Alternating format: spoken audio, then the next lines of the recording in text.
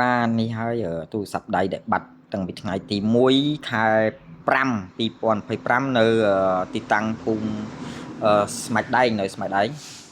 បាទថ្ងៃទី1 ខែ 5 ឥឡូវបានរកឃើញវិញហើយនៅខែដើមខែ 9 នេះបាទអញ្ចឹងវាត្រូវរយៈពេល 4-5 ខែដែរហើយដែលបានរកឃើញមកវិញតាមរយៈអូនបញ្ញាគាត់ដាក់គាត់តាមដាន